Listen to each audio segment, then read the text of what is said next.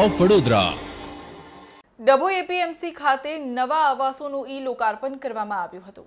માનનીય વડાપ્રધાન શ્રીની વર્ચ્યુઅલ ઉપસ્થિતિમાં તેમજ માનનીય મુખ્યમંત્રીની પ્રેરક ઉપસ્થિતિમાં આવાસોનું લોકાર્પણ અને ખાતમુહૂર્તનો કાર્યક્રમ યોજાયો હતો, જેમાં ડભોઈ એપીએમસી ખાતે શહેર તાલુકાના સહિત 237 લાભાર્થીઓને આવાસોનું લોકાર્પણ કરવામાં આવ્યું હતું।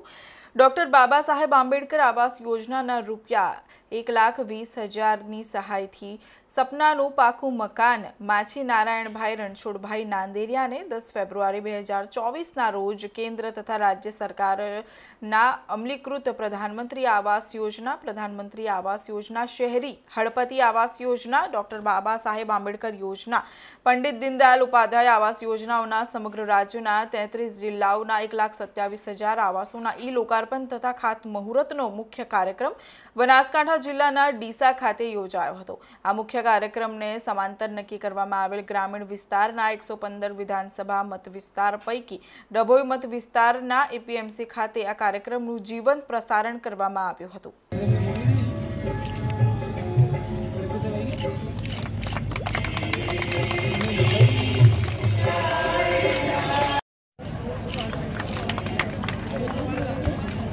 જોરદાર તાળીઓથી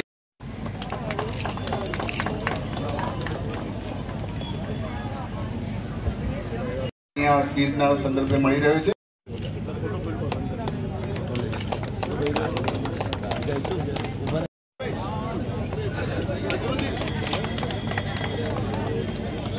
અહીંયા સરકારી લાભની જે ક્વિઝ ની યોજના થઈ હતી એના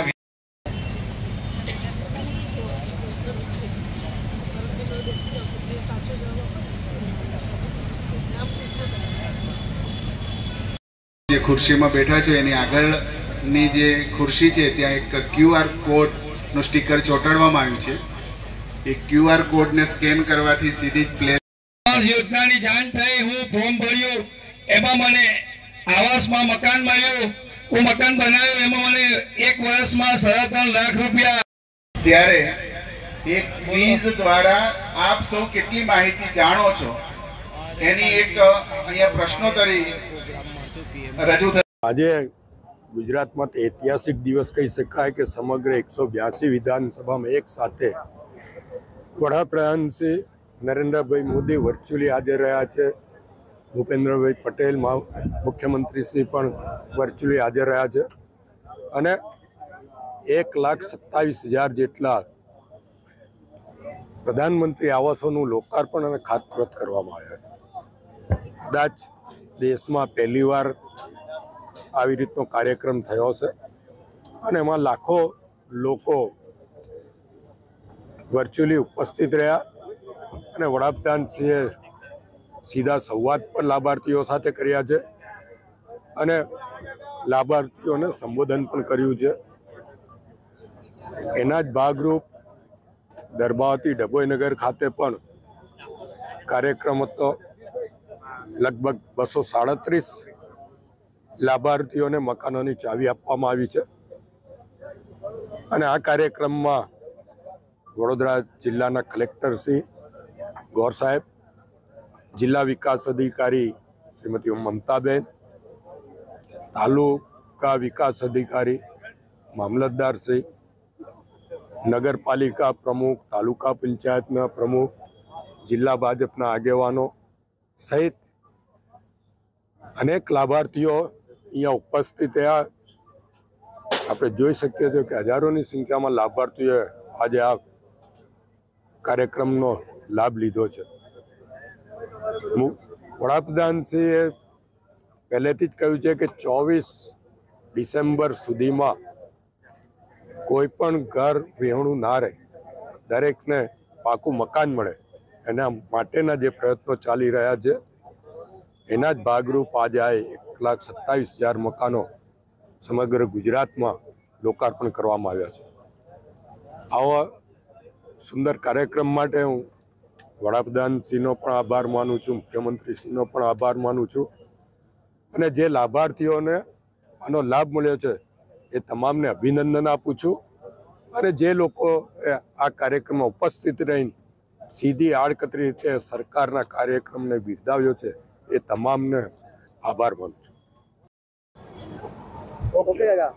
મારું નામ ભરવાડ રાણાભાઈ મેરાભાઈ, ગામડી ગામ, તાલુકો ડભોઈ, જિલ્લો વડોદરા.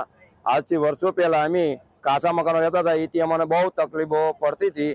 ચોમાસું આવે એટલે વરસાદ પડે એટલે અનાજ પલળી જાય, ગોદરા પલળી જાય. એથી અમને બહુ તકલીફ પડતી હતી.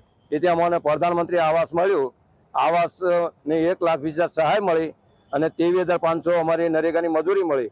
એથી અમે અમારા ધારાસભ્ય શૈલેષ મહેતા અને અમારા મુખ્યમંત્રી ભૂપેન્દ્ર પટેલ અને અમારા વડાપ્રધાન મોદી સાહેબનો એથી ધન્યવાદ અમે માનીએ છીએ.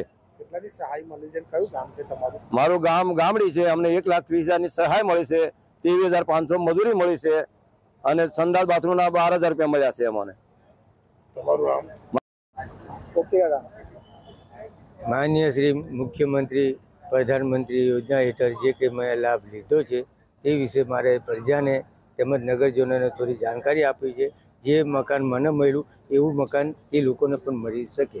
આમાં મને સાથ સહકાર આપવાવાળા માણસો જેવા કે ધારાસભ્ય શ્રી શૈલેષ મહેતાજી છે, ગુજરાત સરકાર છે, તેમજ નગરપાલિકાના કાર્યકર્તાઓ તથા કર્મચારીઓએ મને જે સાથ સહકાર આપી મારું ફોર્મ ભર્યું એમાં અને આજે મારું મકાન મળ્યું છે અને આજે મેં મારા મકાનને 1 વર્ષની અંદર તૈયાર કરી નાખ્યું.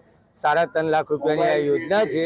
તે દરેક વ્યક્તિ આ યોજનાનો લાભ લે એવો મારો નમ્ર વિનંતી.